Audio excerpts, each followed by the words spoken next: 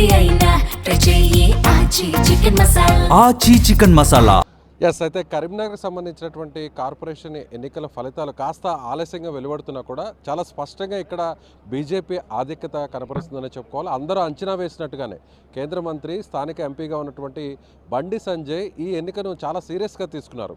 BJP అధిష్టానం కూడా ఈ ఎన్నిక మీద చాలా సీరియస్గా ఆలోచన చేస్తుంది. ఎందుకంటే ఎలా అయినా సరే ఈసారి కరీంనగర్ కార్పొరేషన్లో బీజేపీ జెండా ఎగరవేయాలనేటువంటి ఉద్దేశంతో మొదటి నుంచి కూడా ఎన్నికల సంబంధించినటువంటి క్యాడర్ అంతా కూడా ఆ యంత్రాంగం అంతా కూడా పనిచేసిందని చెప్పాలి. అందుకు తగ్గట్టుగానే మొత్తం 66 డివిజన్లకు కాను కరీంనగర్ కార్పొరేషన్ ఫలితాల్లో తొలి ఫలితం అంటే ఏదైతే ఎన్నికలకు సంబంధించినటువంటి పోస్టల్ బ్యాలెట్లు ఉన్నాయో ఈ పోస్టల్ బ్యాలెట్ల ఫలితాల్లో చాలా స్పష్టమైనటువంటి ఆధిక్యత కనిపిస్తుంది. 66 డివిజన్లో 42కు పైగా స్థానాల్లో బీజేపీ ఆధిక్యతలో కొనసాగుతుంది. కాంగ్రెస్ కేవలం 9 నుంచి 10 స్థానాల్లో, ఇక బీఆర్ఎస్ 3 స్థానాలకు మాత్రమే పరిమితమైందని చెప్పాలి. ఇతరులు కూడా ఎంఐఎం కూడా ఇక్కడ కాస్త ఒక 2, 3, 4 డివిజన్లో మెజారిటీ కనిపిస్తుంది అనుకున్నప్పుడు కూడా ఎంఐఎం ఇప్పటివరకు ఖాతా తెరవలేదు ఆధిక్యతలో అని కూడా చెప్పవచ్చు. అయితే చాలా స్పష్టంగా బీజేపీ వన్ సైడ్లో ఉంది. అందరూ ఊహించారు కాస్త 34 స్థానాలు గెలుస్తుందా లేదా, మేయర్ పీఠాన్ని కైవసం చేసుకుంటుందా లేదా అనేటువంటి ఆసక్తి అన్ని పార్టీల్లో కూడా ఉంది. అయితే బీజేపీ మాత్రం మొదటి నుంచి చెప్తుంది ఖచ్చితంగా ఈ కరీంనగర్ స్థానాన్ని, కార్పొరేషన్ స్థానాన్ని తాము కైవసం చేసుకుంటామని చెప్తుంది. అందుకు తగ్గట్టుగానే ఫలితాల సరళి కూడా వెలువడుతోంది. ప్రస్తుతం మనతో బీజేపీకి సంబంధించినటువంటి కరీంనగర్ నగర కీలక నాయకుడు మాజీ మేయర్ యాదగిరి సునీల్ రావు గారు ఉన్నారు. ఆయనతో మాట్లాడదాం. ఆయన కూడా 42వ డివిజన్లో ఆయన కార్పొరేటర్ అభ్యర్థిగా పోటీ చేస్తున్నారు. ప్రస్తుతం ఆయన ఏదైతే ఎన్నికల కౌంటింగ్ సెంటర్ నుంచి బయటకు వచ్చారు, ఆయనకు కూడా చాలా స్పష్టమైనటువంటి ఆధిక్యత కనిపిస్తుంది. నేను పూర్తి స్థాయిలో మెజార్టీ సాధిస్తాను, ఇక గెలుపు ప్రకటన రావడమే ఆలస్యం అంటే ఆయన నేరుగా కౌంటింగ్ హాల్లో నుంచి బయటకు వచ్చారు. సో ట్రెండ్స్ ఎలా ఉన్నాయో కనుక్కునే ప్రయత్నం చేద్దాం. నమస్తే అండి. సో సునీల్ రావు గారు ఏం చెప్తారు? ఇప్పుడు బీజేపీ 42 స్థానాలకు పైగా లీడ్ కనిపిస్తుంది మనకి పోస్టల్ బ్యాలెట్లో. సో నెక్స్ట్ వచ్చేటువంటి రిజల్ట్ కూడా అలాగే ఉండే అవకాశం ఉందంటారా? మేము మొదటి నుంచి కూడా చెప్తా ఉన్నాం ఒకటి, కరీంనగర్ నగర ప్రజలు ఈసారి స్పష్టమైన వైఖరి తీసుకున్నారు. ఎందుకంటే ఈ కరీంనగర్ నగరంలో అభివృద్ధి కొనసాగాలి. గత 6.5 సంవత్సరాలుగా బండి సంజయ్ కుమార్ గారి నాయకత్వంలో స్మార్ట్ సిటీ కావచ్చు, అమృత్ కావచ్చు, రకరకాల వందల కోట్ల వేల కోట్ల రూపాయలను తీసుకొచ్చి కరీంనగర్ నగరాన్ని ఏ విధంగా అభివృద్ధి చేసినారో ఆ అభివృద్ధి అంతా కొనసాగాలంటే బీజేపీతో సాధ్యమని చెప్పి ప్రజలు స్పష్టంగా నమ్మారు. మరి ఇంకోవైపు బీఆర్ఎస్ అండ్ కాంగ్రెస్, ఎంఐఎం కుట్రలను కూడా ప్రజలు చూసినారు. 3 పార్టీలు ఏకమై ఎంఐఎంకి అయితే మేయర్ పీఠాన్ని కట్టబెట్టే కుట్రలు చేస్తూ ఉన్నారో దాన్ని కూడా గమనించినారు. కాబట్టి ప్రజలు స్పష్టమైన వైఖరి తీసుకొని ఈరోజు బీజేపీ మొగ్గు చూపడం జరిగింది. ఈరోజు పోస్టల్ బ్యాలెట్ వస్తే దాదాపు 42 నుంచి 40 స్థానాల్లో బీజేపీకి స్పష్టమైన ఆధిక్యత ఉంది. మెయిన్ కౌంటింగ్ కూడా స్టార్ట్ అయింది. మెయిన్ కౌంటింగ్లో కూడా బీజేపీ అభ్యర్థులు స్పష్టమైన ఆధిక్యత కొనసాగుతూ ఉన్నారు. తప్పకుండా కూడా మెజార్టీ స్థానాలకు మించి మనం బీజేపీ కైవసం చేసుకొని కరీంనగర్ నగర మేయర్గా బీజేపీ అభ్యర్థి తప్పకుండా కూడా మేయర్ పీఠం కైవసం చేసుకోబోతా ఉన్నారని స్పష్టంగా చెప్తాను. దీనికి ప్రజల వద్దకు మనం చేసినటువంటి ప్రచారం కావచ్చు, మా నాయకుడు బండి సంజయ్ కుమార్ గారు చేసినటువంటి రోడ్ షోస్ కావచ్చు, మహిళా సోదరిమల యొక్క కార్యక్రమాలు కావచ్చు, గడప గడపకు ప్రచారం కావచ్చు, అభివృద్ధి విషయంలో మేము గతంలో చేసినటువంటి విషయాలు ప్రజల దృష్టికి తీసుకెళ్ళడం కావచ్చు, రాబోయే రోజుల్లో ఏ విధంగా అభివృద్ధి కొనసాగాలంటే బీజేపీ వల్లనే సాధ్యమవుతుంది. కాంగ్రెస్ పార్టీ ప్రభుత్వం గత 2 సంవత్సరాల్లో ₹1 కూడా కరీంనగర్ మున్సిపల్ కార్పొరేషన్కి ఇవ్వనటువంటి విషయాన్ని కూడా మేము ప్రజల దృష్టికి తీసుకెళ్ళాం. ఈ ఒక కుమ్మక్క రాజకీయాలు తీసుకెళ్ళాం, అభివృద్ధికి సహకరించకపోయిన విషయాన్ని తీసుకెళ్ళాం.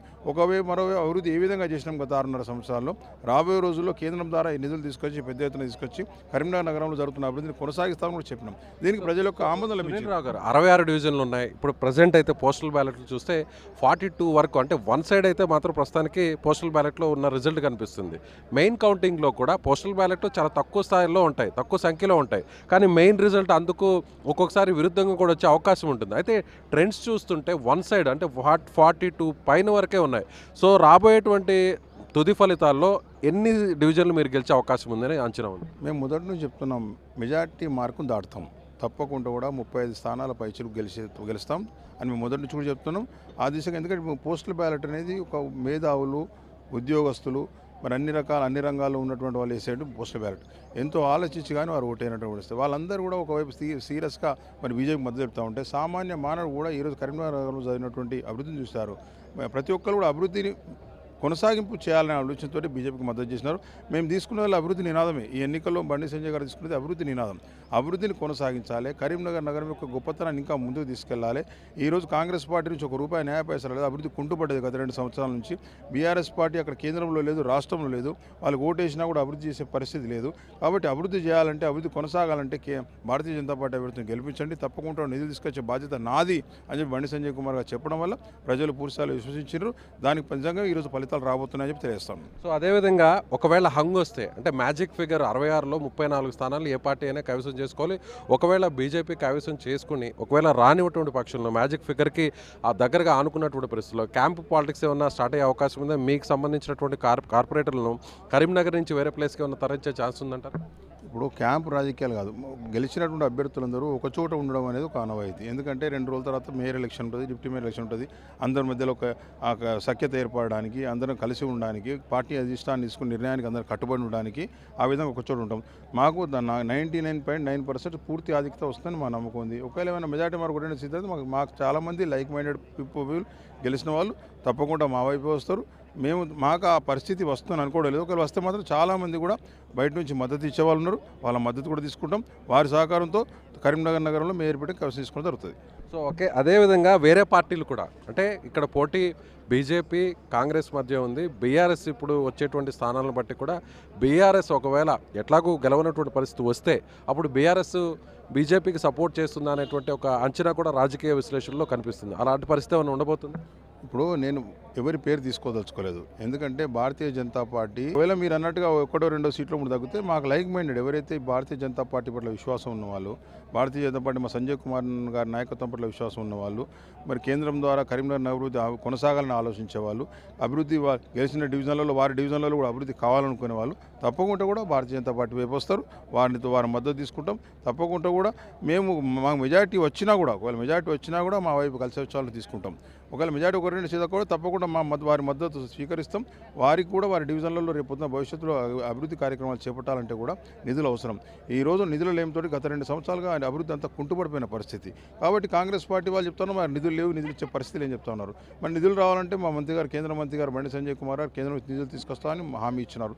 తప్పకుండా కూడా వారు గెలిపించిన డివిజన్ ప్రజల కోసం, వారి డివిజన్ అభివృద్ధి కోసమైనా మాతో కలిసి వస్తారని ఆశిస్తా ఉన్నాం. సో అదేవిధంగా ఎక్స్ అఫీషియో మెంబర్స్ ఓటింగ్ కూడా చాలా కీలకం కాబోతుంది. సో ఎక్స్ అఫీషియో మెంబర్స్గా ఎవరు ఉండబోతున్నారు?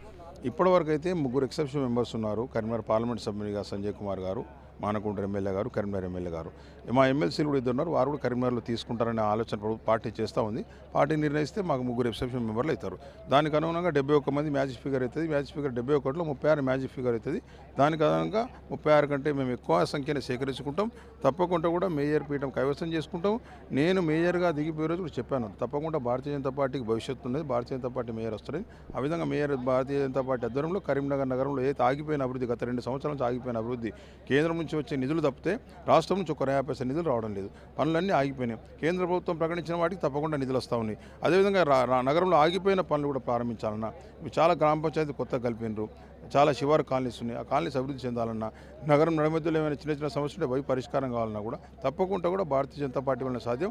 కాబట్టి మేము అందరూ సహకారం తీసుకుంటాం. మేయర్ మా పబ్బే ద్వారా నగరాభివృద్ధికి తోడ్పడతామని తెలియదు. సో మీ డివిజన్కి సంబంధించి మీది 42వ డివిజన్, మీరు కూడా కార్పొరేటర్ అభ్యర్థిగా బీజేపీ పార్టీ నుంచి పోటీ చేస్తున్నారు. సో మీ డివిజన్కి సంబంధించిన రిజల్ట్ ఎలా ఉంది? ఇప్పుడు మొదటి రౌండ్ 1000 ఓట్లు మాత్రం లెక్కించినారని చెప్పి నేను తెలుసుకున్నాను. ఆ 1000 ఓట్లలో దాదాపుగా 800 పైచీల కోట్లు నాకు రావడం జరిగింది. దాదాపుగా ఇతరుల మీద దాదాపు 750-800 ఓట్ల మెజార్టీ మొదటి రౌండ్లో నాకు ఉన్నట్టుగా సమాచారం ఉంది. తప్పకుండా విశ్వాసం ఉంది నా డివిజన్ ప్రజలు. నేను 5వసారి మున్సిపల్ కార్పొరేటర్గా గెలుపొందడం, 5 సార్లు కూడా నా డివిజన్ ప్రజలు ఎక్కడ నిల్చున్నా కూడా అక్కడ ప్రజలు ఆదరిస్తూ ఉన్నారు. గత ఎన్నికల్లో కూడా కరీంనగర్ నగరంలో హైయెస్ట్ మెజార్టీతో గెలిచినటువంటి చరిత్ర నాకు ఉంది. ఈసారి కూడా ఆ చరిత్ర పునరావృతం అనుకుంటాను. ఇక్కడ నా డివిజన్ ప్రజల అభిమానం, వారి యొక్క దీవెన, వారి యొక్క ఆశీస్సుల వల్ల ఆ విధంగా ఫలితం ఉండబోతుందని ఆశిస్తా ఉన్నాను. రైట్ అండి. సో ఇది బీజేపీ పార్టీ చాలా ధీమా వ్యక్తం చేస్తుంది. ఖచ్చితంగా కరీంనగర్ కార్పొరేషన్ స్థానంలో మేయర్ పీఠాన్ని కైవసం చేసుకుంటాం. సో ఇప్పుడు ట్రెండ్స్ ఉన్నట్టుగానే ట్రెండ్స్కు తగ్గట్టుగానే ఆ మెయిన్ కౌంటింగ్ ఏదైతే తుది ఫలితం కూడా బీజేపీకి 1 సైడ్ మెజారిటీ వచ్చేటువంటి అవకాశాలు చాలా స్పష్టంగా ఉన్నాయి.